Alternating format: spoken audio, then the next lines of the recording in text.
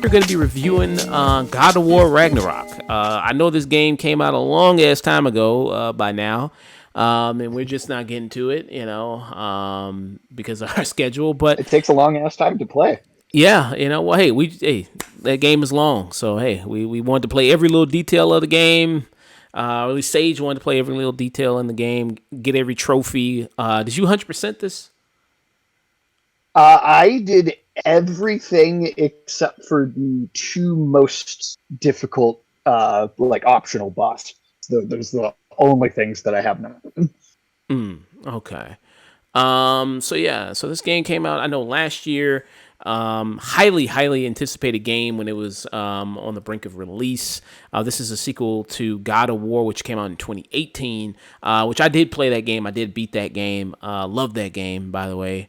Not sure if it's my favorite God of War game, because one of the God of War games is one of my favorite video games of all time. I would say probably God of War 2 is one of my favorite video games of all time. And when they kind of, would you say God of War 2018, would you say it's a reboot, kind of? Or just a continuation, a sequel? I think the term soft reboot is applicable. It very much sets itself apart in a way that you could come in fresh to that game with no experience of the previous entries. And I don't think you'd be confused at all, but it's definitely still taking into account everything that had come before. And I think especially God of War Ragnarok, even more so, picks up in small ways, not so much the main narrative, but in a lot of the optional dialogue and in smaller scenarios. There's so many callbacks to the original franchise. Yeah. So in case anyone doesn't know, this story is all about Kratos, who is the titular character, the God of War himself. If you've played the other games, you would know what he kind of did there. He went through a rampage through all the Greek gods. But in this series, in this kind of soft reboot series, as Sage kind of dubbed it, he's more mellowed out. He's a lot more older now. He's a lot more chill. Before he was, stomping people's head in, which he still does here, but only when he's provoked, only when he really, really, really is pushed to the brink, where he'll do that. I would say, yeah, he's kind of a little bit, he's got a son, Atreus, in this, where in the previous God of War series, which they do, like I said, they do bring up, his family was murdered at the hands of him, but he was tricked into doing it by the God of War, and then that's what set his vengeance off against the gods and wanted to get vengeance against them. So you see in God of War 2018, which I was a huge fan of, where do you kind of place God of War 2018 amongst the franchise there? I think in terms of the overall product, I'd say it's my second favorite in the overall series after God of War 2. If we're talking about just pure, exhilarating, fun to play, I'd probably throw God of War 3 at the top. But I do think that it has a few shortcomings in its story. So yeah, God of War 2, and then 2018, which is funny because those are both directed by Cory Barlog as well. Nice. So the story of God of War 2018 was all about him and his son Atreus, who are trying to, his wife just recently passed away. He's going to be taking her to the high mountain in order to burn her body. So it's about basically an A to B type mission there, where you're kind of traveling to go to this high point and then be able to give her a proper burial and ceremony there. And then amongst doing that, he runs into a lot of these Norse gods, like Balder, for instance. He comes across the wife of Odin. What's her name? I believe it's remind me. Freya. Or Frigga, if you go by her Aesir name. Yes, and he comes across all these kind of different figures in Norse mythology, and you see kind of how he got there. You see kind of these different worlds that are there as well, and God of War 2018 kind of changed a little bit of things more from what we've seen in regular the God of War. God of War came out at a time on the PlayStation 2, very much similar kind of combat stuff to like very hack and slash type of things. And this is like that too in 2018 God of War. But the mechanics of it seem more refined, seemed a lot more tighter. You had some new weapons for Kratos. How would you compare the action of God of War in 2018 and in the sequel Ragnarok to the games previously of God of War 1 through 3 and even some of the maybe PSP games?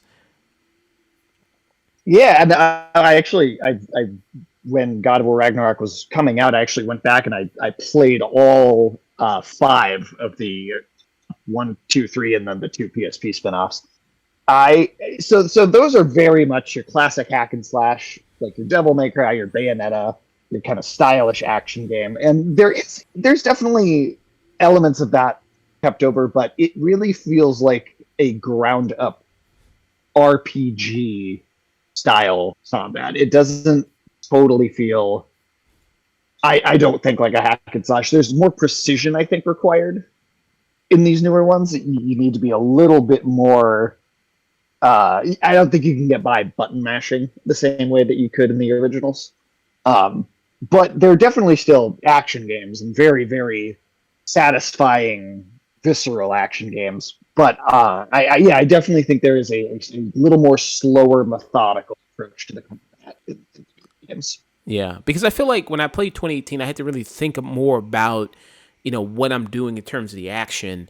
Because especially with the different enemy types, because they'll have different healths, so you have to really pay attention to all these different enemies that you're fighting there, and the difficulty that comes with these enemies having these different health types and enemy types. But the satisfaction of Leviathan, which is his axe, where you get to throw it and then it comes back to you, that just never gets old. Honestly, I could honestly just do that all day. That is just a beauty there. So the more talk about Ragnarok, I set up the story there of 2018. I'll let you kind of describe what's going on here in Ragnarok. Well, so we left off in 2018 with we spread the mother's ashes. We found out Atreus's lineage to his mother is of the Jotun or the giants, and that his name in the giant prophecy is Loki. And then we start Fimbulwinter, and we kind of cut. Living in Minnesota, I felt like I was living through Fimbulwinter, waiting for the game to come out too. But yeah, so we pick up with Fimbulwinter, and very quickly we're getting into it. Atreus is older.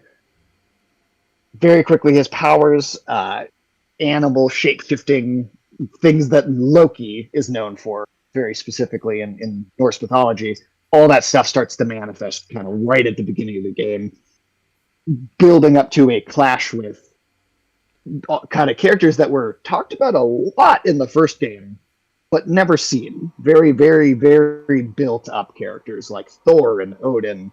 And we really get into that almost immediately. Let's kick this off. Let's do the apocalypse. Let's fight the gods.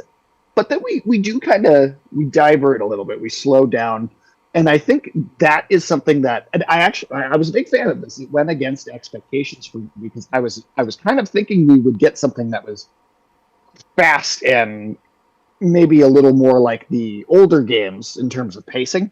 But I was a big fan that it kept a bit of a smaller, more intimate feeling to its storytelling. I was a big fan that they didn't get rid of that from the last game. Interesting. Yeah. You mentioned, like you said, we're seeing characters in this Ragnarok sequel with Ragnarok that we haven't seen, that were kind of talked about a lot in the first one, in God of War 2018, but we actually get to see her, like Odin, and I find very interesting casting choice for Odin, because it's Richard Schiff, is that right? Yes, Richard Schiff, who people know, he was in West Wing. Because I don't know, I don't know what image people usually have of Odin in their head. Maybe because we see Anthony Hopkins played him in the Thor movies.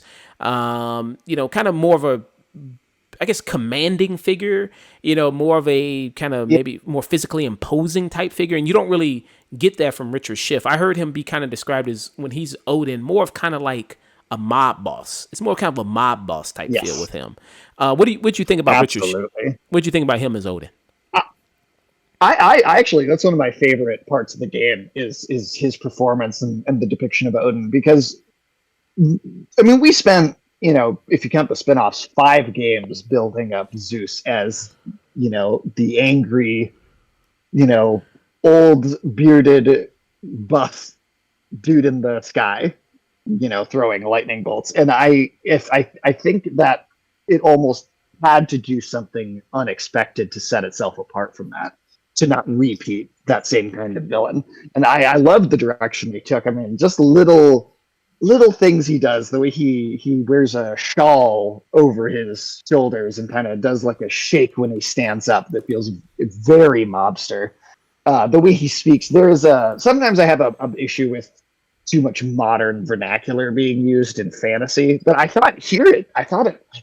really thought it worked very well. And some of that's because they already built it up in the first game. But the way that he's a manipulator, he's a schemer. He's not the brick shit powerhouse that you get with, say, Thor or Zeus in the older games. He's much more conniving, but in a way that makes him almost likable if you kind of pretend you don't know certain things at times. He could almost be a father figure character if you didn't know who he was. Yeah, because the way he kind of comes in, because the first opening of Ragnarok, it plays off the stinger that was at the end of the 2018 God of War, where you see the scene with Thor. He shows up and he whips out his hammer. You know what I mean, like in the old West or something like that. So it very much plays to that stinger that was in. And Thor in this game is played by Ryan Hurst. People might know Ryan Hurst, big guy. He was in Sons of Anarchy, if people remember that. He was the best friend of the Charlie Hunnam character in that show. So he's a Thor in this. I remember. Do you remember that controversy that kind of came out when the first image of Thor appeared? People were complaining about how big he was. Was that what it was? Yeah, people were complaining that it's like, why is Thor so fat?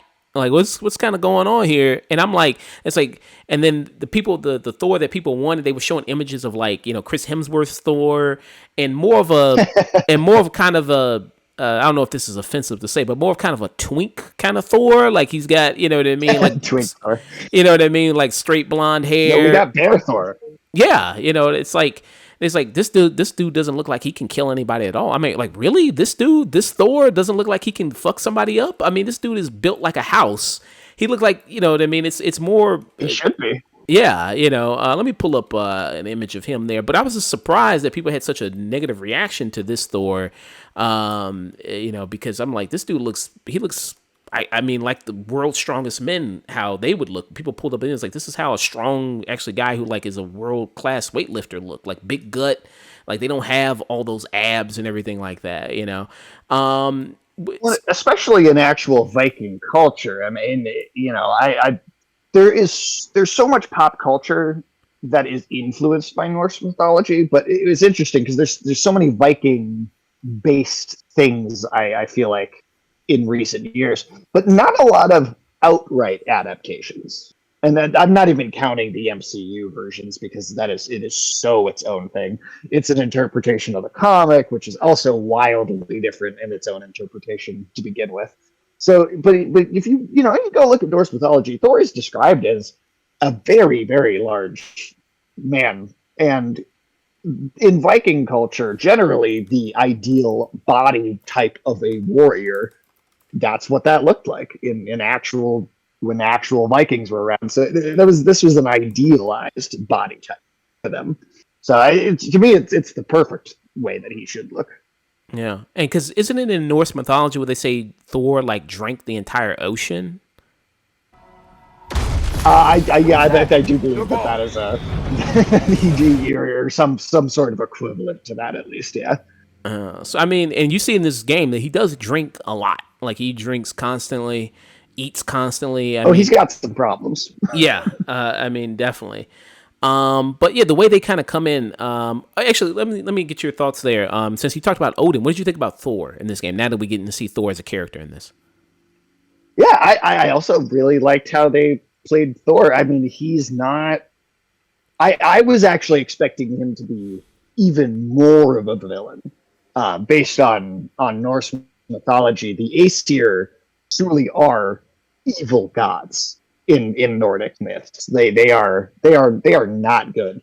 And this game, it definitely, that definitely plays on that side of the gods being villains, just like the older series did. But I thought that they still made him far more sympathetic than I was expecting. Because I easily could have seen them sticking close to the original myths and having him just be a horrible, horrible bastard. Mm, But yeah. I thought they with I guess I don't know how spoilery we are going to get, but without saying too much, the reasons for his drinking, the reasons that he is kind of a sad sack too, on top of being so big uh, and intimidating. He's a bit of a sad sack, and I actually felt a lot. Mm.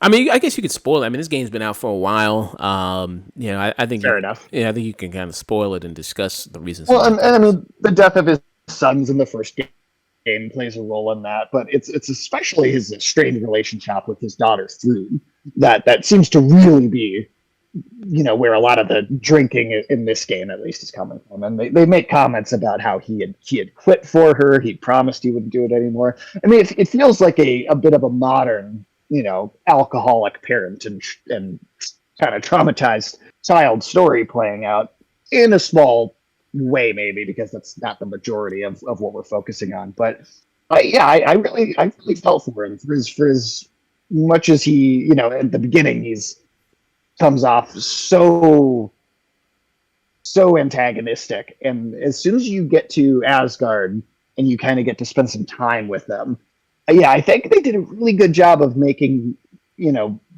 villains that feel like people, or gods that really feel like people. And that's one of the things that does set these games ahead in writing above a lot of things about the original series. Is I don't think anyone is treated as like just purely being just absolutely terrible. Mm. No one is just kind of cartoonishly a villain, except for maybe Heimdall. But Yeah, I was gonna mention. I'm like Heimdall. I got a little interaction with him. He seemed like kind of a bitch. Like he's a real bitch in this, honestly. yeah, he reminded me of the way they depicted Hermes in God of War 3, actually. This kind of sniveling, you can't touch me, you know, I'm gonna fuck with you because I know I can get away with it. He is, yeah, he's the one villain or one character in the story that feels almost like a carryover from the original set of games. Yeah, that's a good comparison. I was exactly thinking that Hermes, who's the god of speed, there, who's the speedster in the God of War series, the first series, the 1 through 3. Yeah, yeah, that's a good comparison there.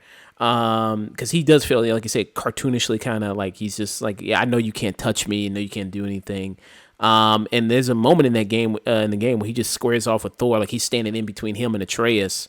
And he's just like, do something. I dare you to do something about it. Which was like, yeah, again, presenting Thor, who again, he's built like a house. I mean, this dude is huge. Like, why would you ever want to, like, and even Heimdall knows, okay, I'm backing off. Like, I already know it's Thor.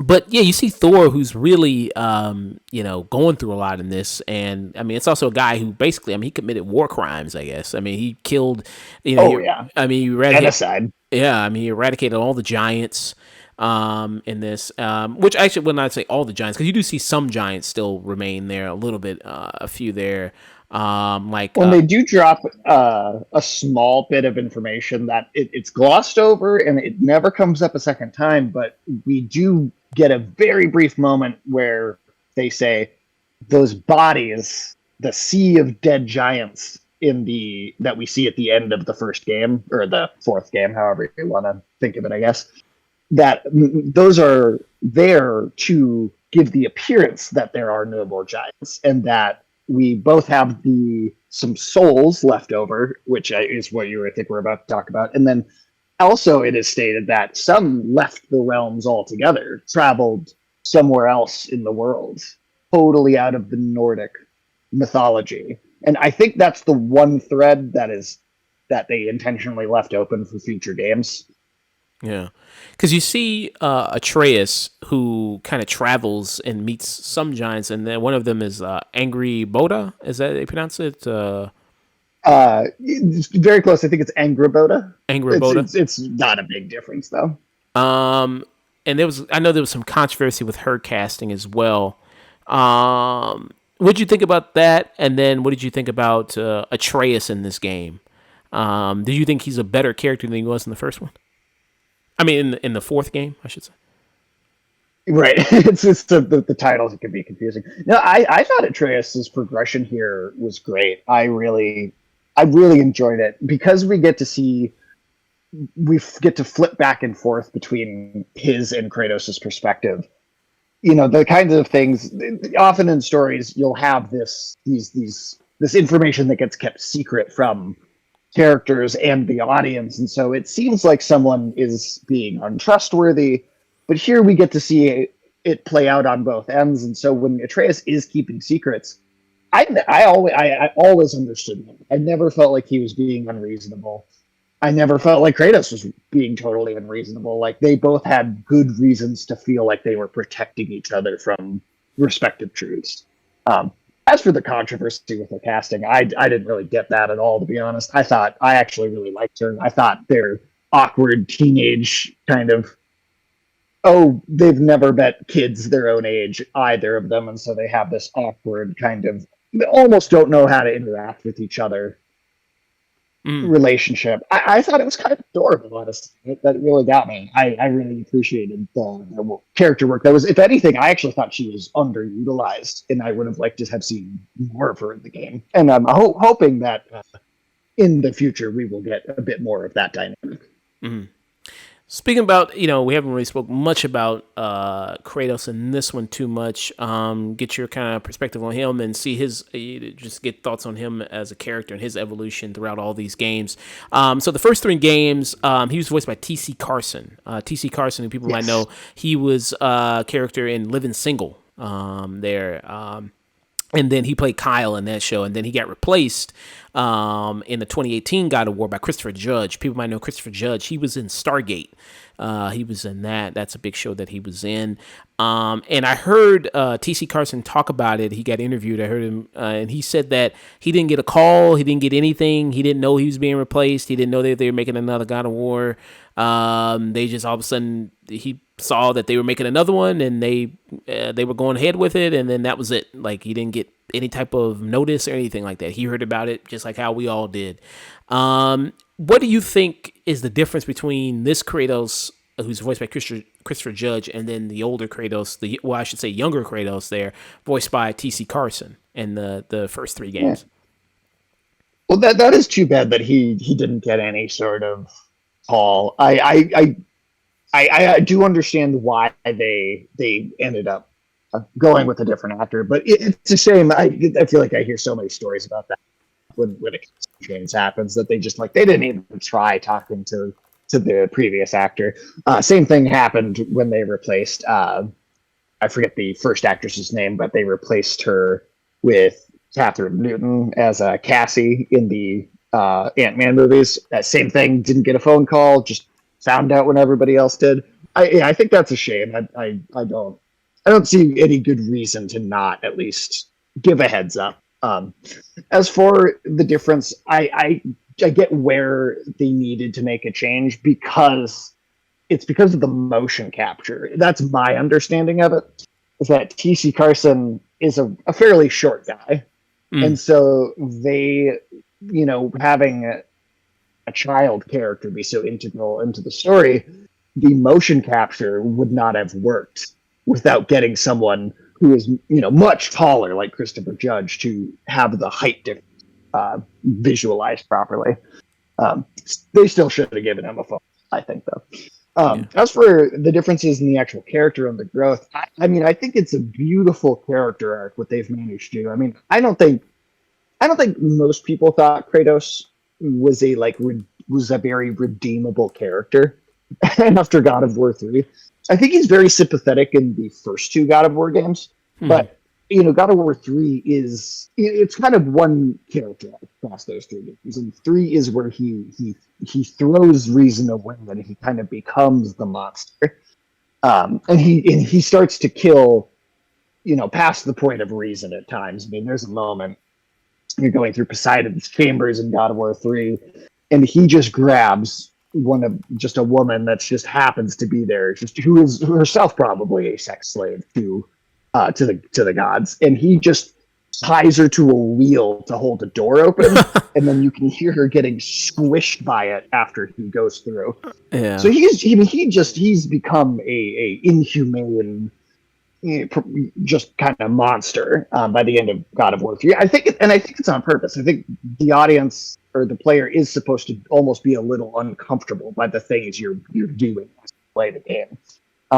But I think the way that they've turned him around in these new ones, I think it's beautifully written because the loss of his humanity, it was started by losing his child, and so forced to learn how to be a father again is I think that it makes sense as that's the only way that you could restore some humanity to him.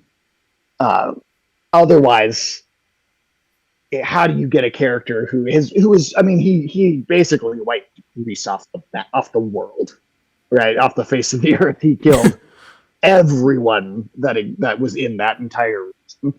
And so in God of War 2018, I don't know if I would say that he was redeemed entirely. Like, becoming a good father doesn't necessarily make up for effectively committing a genocide.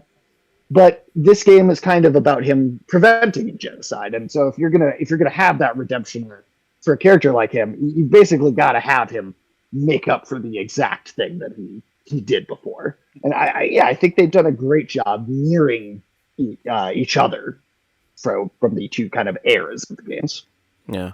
And Christopher Judge, yeah, he's 6'3", and TC Carson, he's 5'9". And then if you, So I guess that's not as big a difference as I thought. yeah, and you see Christopher Judge, but I mean, he is a former athlete. Like he played football before, and yeah, Okay. he's a big guy. I mean, I got a picture of him shirtless. He's got some huge muscles, everything like that, and yeah, he's in amazing shape. Amazing, I mean, amazing. you could paint him gray and he would look like Kratos. Yeah, I mean, you really could. TC Carson, you could not put in like makeup and have him have the physique of the actual. yeah. Voice wise, I mean, do you think they sound kind of similar? Do you notice like that much of a difference voice wise of like 2018 and then the first three God of War games? I think he does sound different, but I think that it's entirely plausible for his voice to change as he's older. I mean, there's it's not exactly stated, but there's roughly 100, maybe more years in between 3 and 2018. So I think his voice sounds like a perfectly natural progression to me. And honestly, if you didn't know that it was a different person, if you just played these games and just had absolutely no knowledge of anything going on other than what's presented to you, I don't know that you'd necessarily be able to tell. I think you could totally just assume, oh, the voice actor's older too, so he just sounds a little different. Yeah, yeah. Christopher Judge does bring that boy. Does bring out that boy pretty Yes, he good. does. And speaking about that, you see kind of the difference. Like he actually calls, the boy. He actually calls him, Atreus in this Ragnarok rather than just boy like you saw him in 2018. So you see kind of a little bit of that progression there that There's happens. one boy in the game. There's Yeah. one. So he actually, it's like, hey, actually, he's earned my respect. I'll call my child his actual name. I won't just say, hey, boy. So that's pretty big there. So speaking of kind of some newer characters kind of coming in, and also some older characters, what are some of the people that you liked from the previous game, 2018, that you liked about in this sequel here? Like Freya coming in, the two dwarves coming back in. Who I forgot the head's name. Who's the head? Mimir. Mimir. How did you like kind of those? Or Oh, yeah. oh, I'm sorry. I was just gonna say, or also, if we're talking spoilers, since the game has been out for a while, he's also referred to at one point as Puck, which is one of the members of the fairy court kingdom in Celtic mythology, which is connected to Arthurian legend. So they're kind of hinting at a little bit of a possible round table Camelot mythology maybe existing through Mimir as well. Okay. So yeah, get your thoughts on some of those characters too. Yeah, I mean, I think this, I think this whole cast, I think, is really great, and I was happy to see everyone come back. I think that's one of the greatest things about 2018 in general is going from the original series to that one.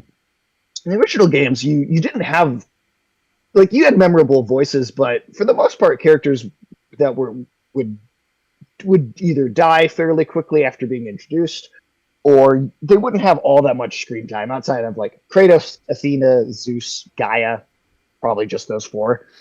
2018, I think, gave such a well-rounded cast of performances, and I don't know all the actors' names, but Mimir is the perfect comedic relief that you needed in, I think, a story that could get as dark as this can.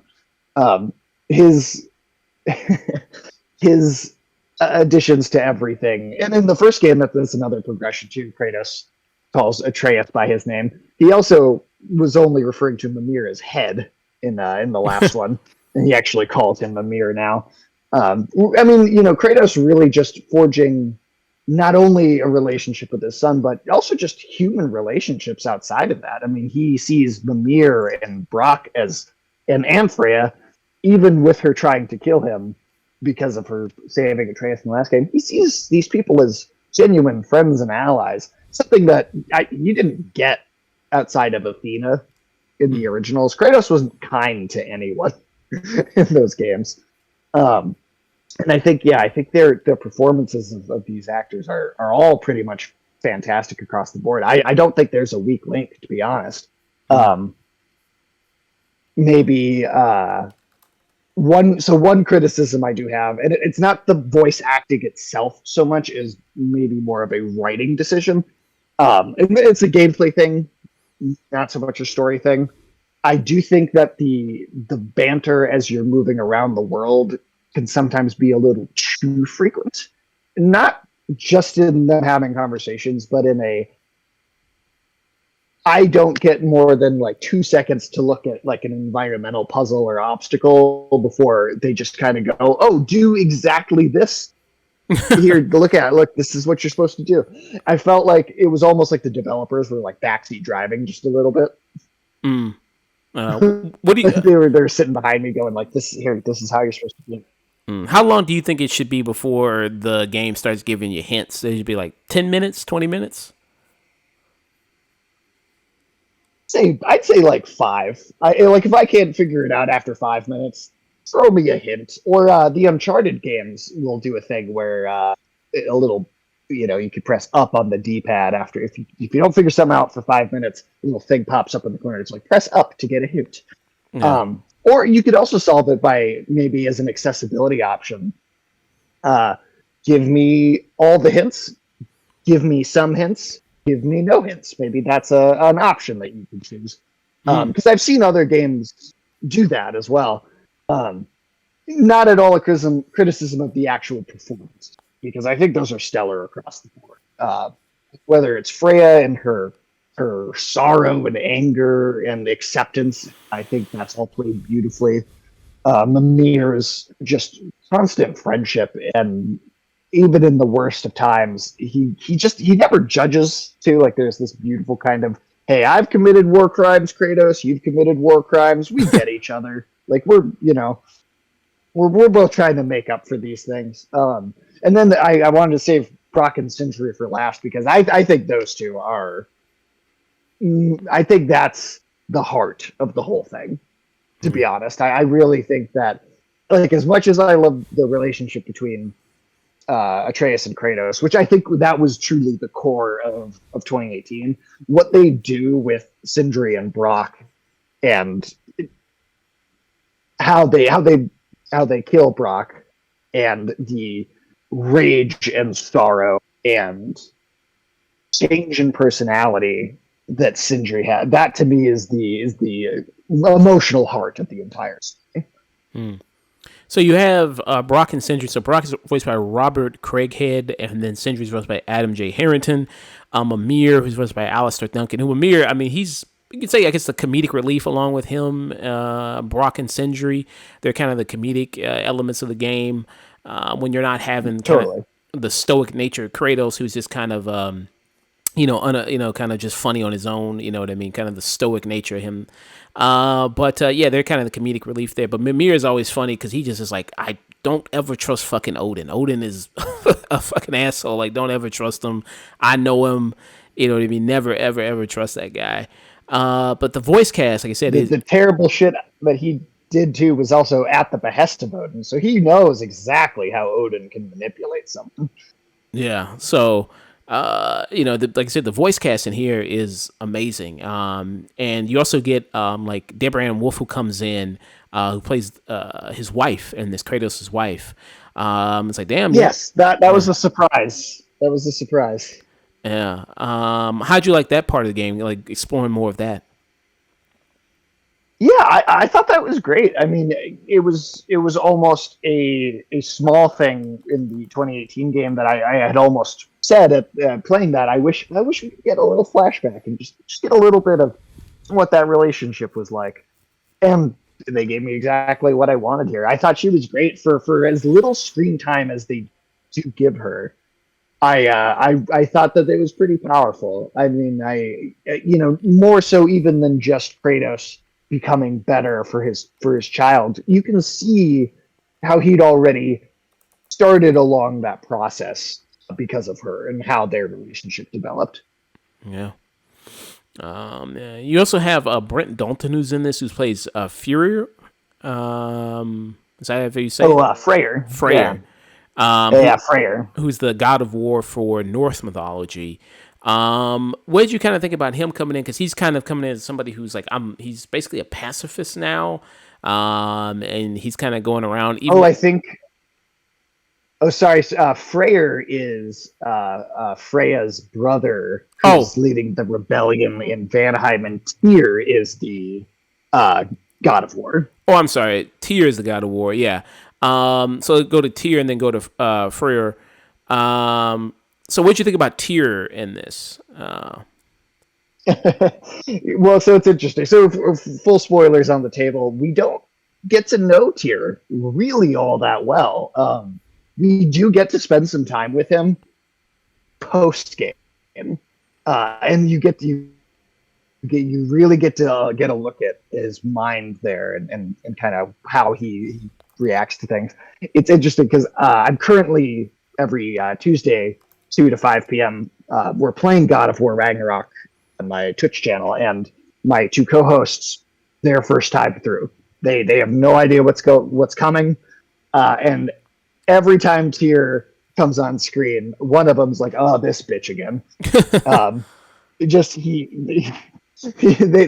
They are very to quote Heimdall, profoundly unimpressed by the way that he behaves, the way that he his takes on what they should be doing, which is on purpose, right? There is an intention of Odin to kind of make Tyr look like a weak, an incompetent person.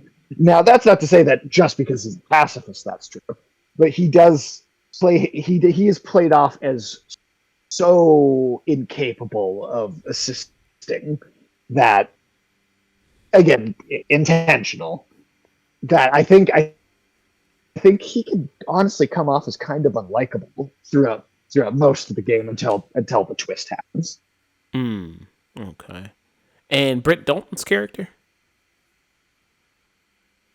Yeah, Freya. That's I like his voice, and I think he's definitely likable as he's the almost the Dionysus, right, for Norse mythology. He's almost the party god, uh, the slacker, the fool archetype. He still he's still got a lot of heart. He's just kind of a frat bro with the heart, which I guess I've seen Brett Dalton play that kind of character a few times, so it's pretty fitting. Okay. Yeah.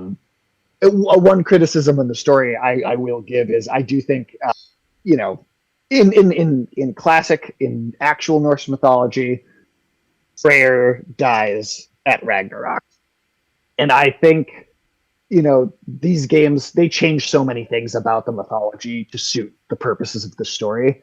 That's something I feel like they could have changed, because I feel like the sacrifice that he ultimately makes, it doesn't feel like it's actually worth all that much, or very necessary. The performance itself, I like. I think he's a really likable character. He's very funny too. To throw, I guess, him maybe in the pile of comedy relief characters. But I also felt like his character did not have enough progression or screen time for the emotional impact of that sacrifice to really work for me. Okay. Spoken about a lot of positive elements of this game. What are some of the most negative elements for you?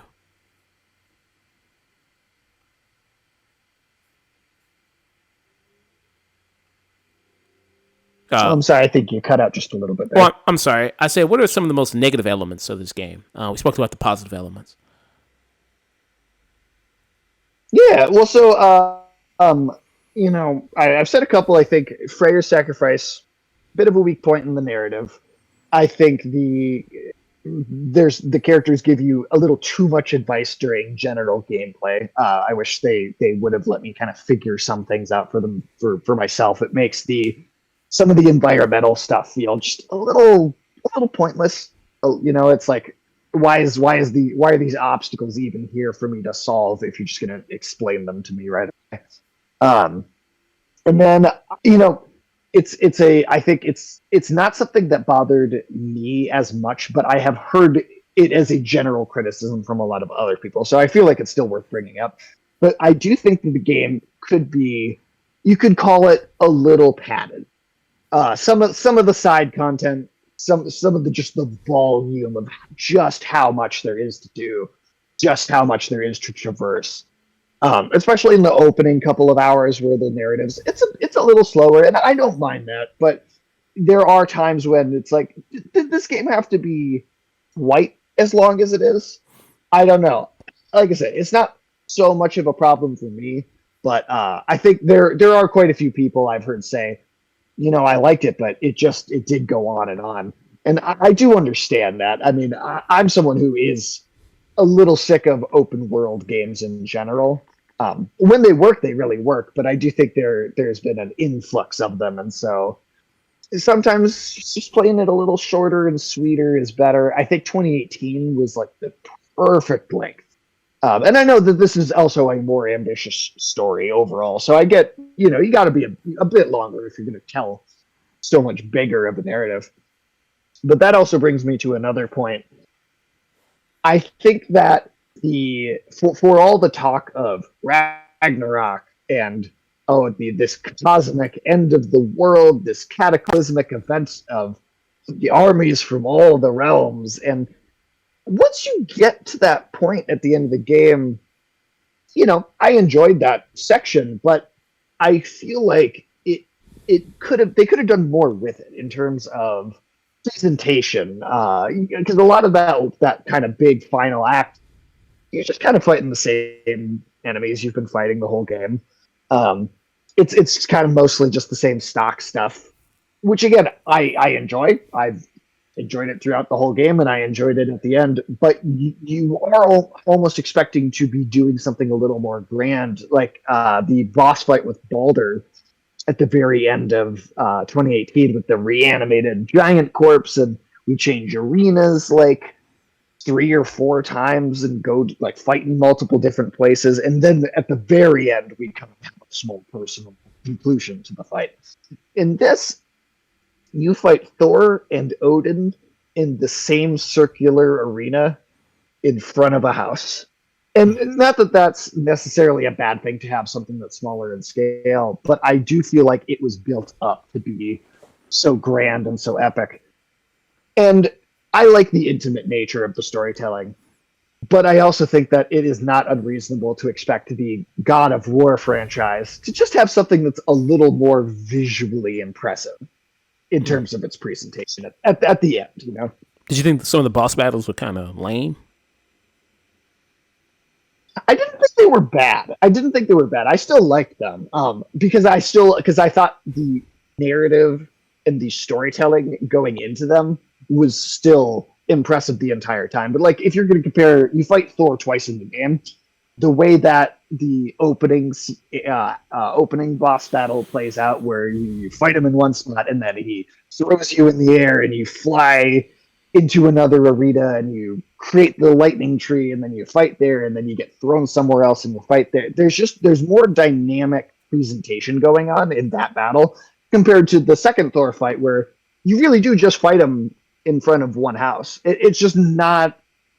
I just think there could have been more going on visually. The narrative of what's happening, I have no issue.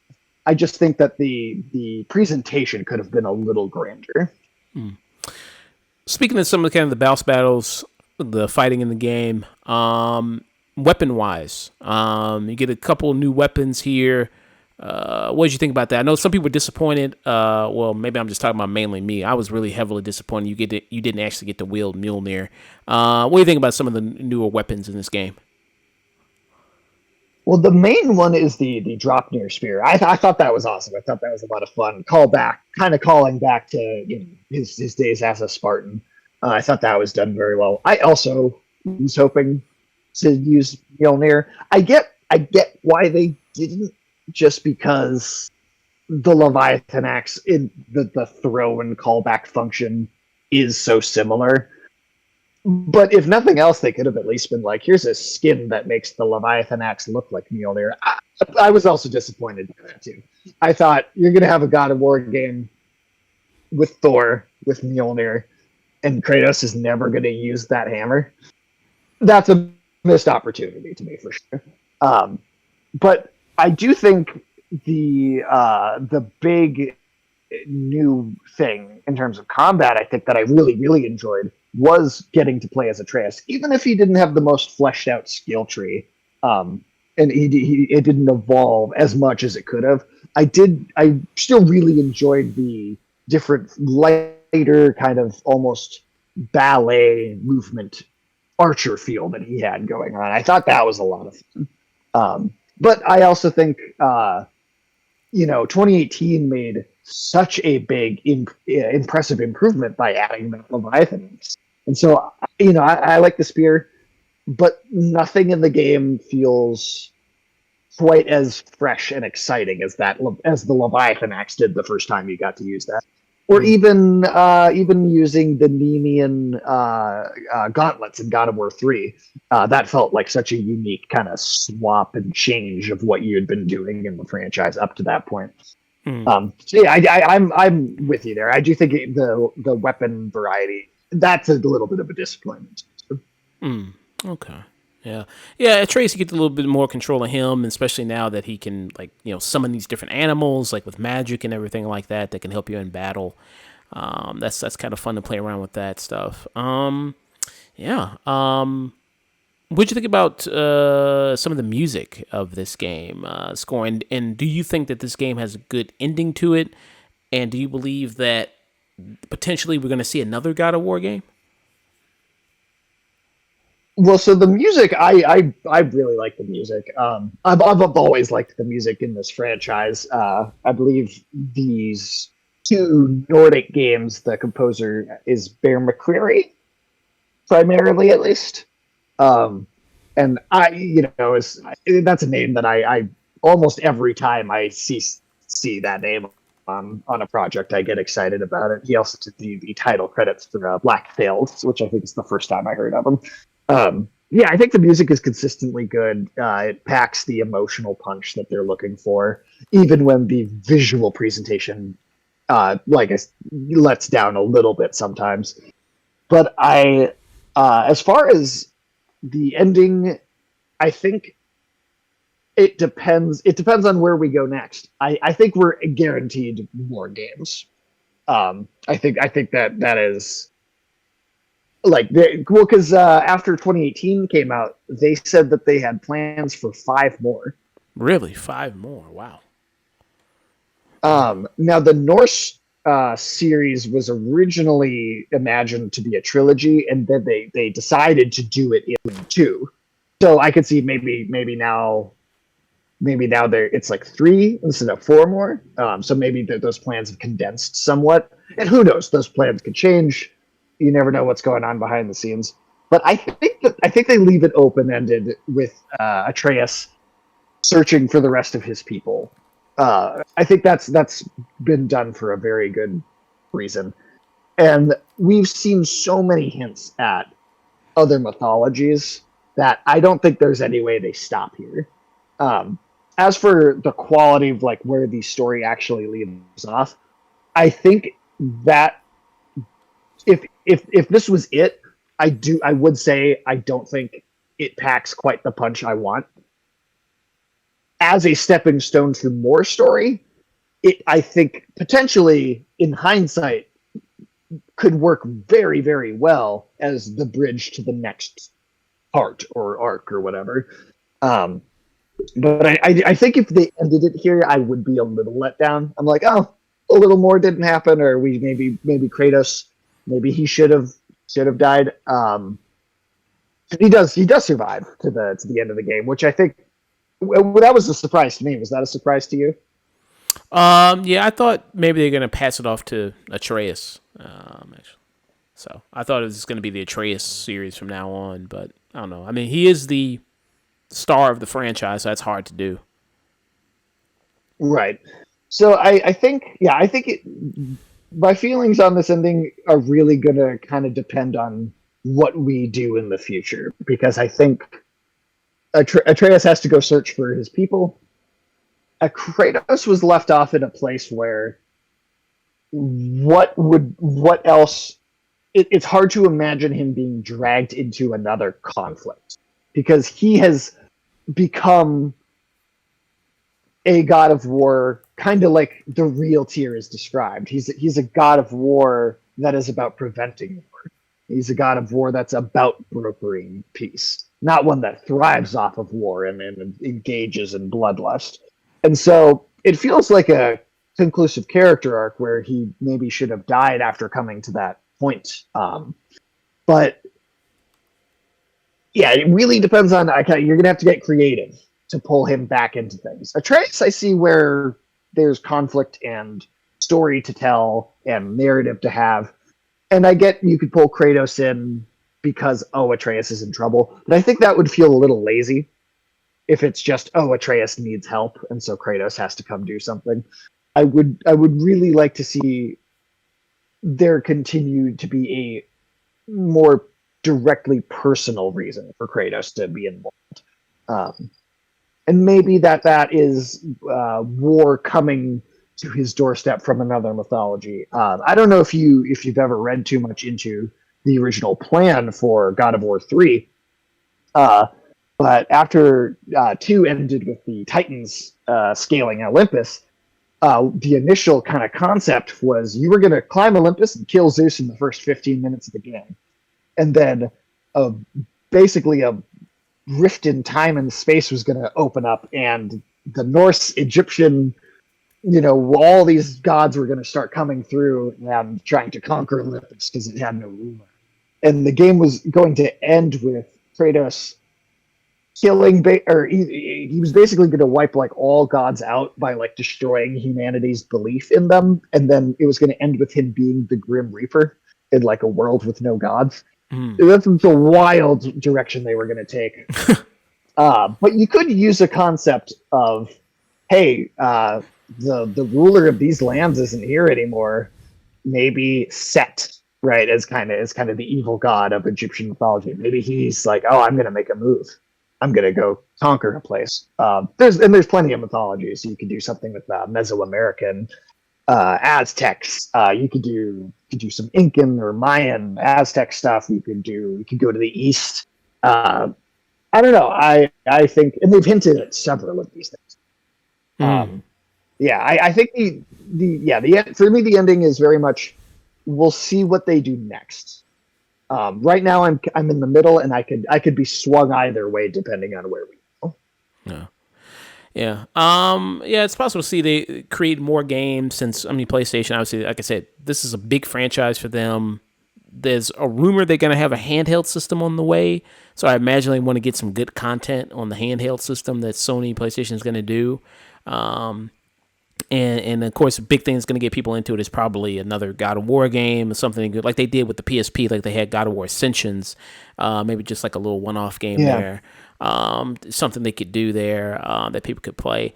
But other, like, because God of War, Uncharted's done now. They haven't made any more Uncharted. Like, what other big franchises does Sony have going on? Well, right now, I think it's pretty much guaranteed that there's going to be a Last of Us 3. They've been to, like, maybe we might do it. We have ideas. That's going to happen. I think a Ghost of Tsushima sequel is 100% happening. I think that story definitely laid its cards out on the table. You've got Insomniac working on Spider-Man 2 for later this year, and they got that Wolverine game in their back pocket as well. I keep seeing rumors, not founded, not like proven or anything about like a new Sly Cooper maybe. So that's a series that's been out for a long time. I could see a resurrection. I think there's quite a few things Sony probably has that we aren't hearing about. They didn't have a showcase, like a big first party, here's what we're working on showcase at all in 2022. The last time we got one was November 2021, where we got things like the KOTOR remake announcement and a few other things. Sony's been really silent for a long time. And I think that based on the rumors I've seen, we're going to be getting something like in either May or June of this year that is going to be similar to that very first announcing the PlayStation 5 console showcase that they did. Okay. I guess we'll see. KOTOR remake is another one that I know it's got a bit of trouble in its development cycle, but I'm still, very psyched for that. I think Sony has continued to, even during, like, say, the PS3 era when the hardware was a little bit behind, the first party games I feel like has always been Sony's strong suit. I don't think that's going away anytime soon, honestly. Yeah. You bring up, they Spider-Man, they can pimp him out, put him on the corner. They got kind of that going. I think actually what they would probably do with the God of War, what I could very much see them doing is the same way that we got it wasn't quite Spider-Man 2. We got a Spider-Man Miles Morales game that was a bit of a shorter experience, but still very well done. I think that's where you could get a God of Mischief, like a Trace kind of in between game. I think that's what they'll probably do. Maybe it's the title, God of Mischief. Right. The Atreus story. I'd play it. Yeah. Maybe a little bit of an older Atreus. Maybe, see that. Yeah. Especially with his abilities. Yeah. Doing some more magic kind of stuff. Yeah. Not so much of the big... You get a few animal transformations too, and Loki turns into a ton of different kinds of animals in the Nordic mythology, so you can build a really interesting gameplay system around that kind of transmogrification thing. Oh yes, yeah. Developers, if you're listening to this, I want a scene in the Atreus game, just like we had in the God of War game, where you do a quick time event, but this time I want to see Atreus turn into a horse and have sex with another horse. I want to see that in there. And I want to see we do a quick time event. Slept there. Yeah, I want to see that there. Yeah. So so I think see, it seems like a bright future for God of War. It seems like we might get some more, which it's one of my favorite franchises. I love God of War. Like I said, God of War 2 is one of my favorite games of all time. It made me want to go back and play all of them again. I haven't played them in a long time. Remastered. Play those, the remastered versions of those. Definitely worth it. I think they hold up still very well. So, Sage, what is your rating for God of War Ragnarok? I think it's an absolute play it. I mean, I think if you are a fan of action games or RPGs or just interesting stories, turn the difficulty down. Don't deal with that part, the gameplay part.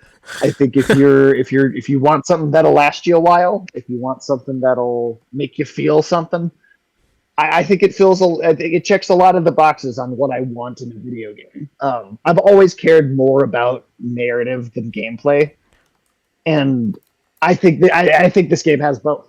I think it's got both in spades. And is it perfect? No, very few things are. And but I do think it is uh, a wonderful landmark in the franchise. So just to be able to make Kratos the kind of likable, redemptive, almost hero that he kind of is now. That's something that's really impressive, and I think that took a lot of work to be able to make happen. So if you like any other part of this franchise, I think you owe it to yourself to check it out. So you heard him? Sage gives God of War Ragnarok a play it.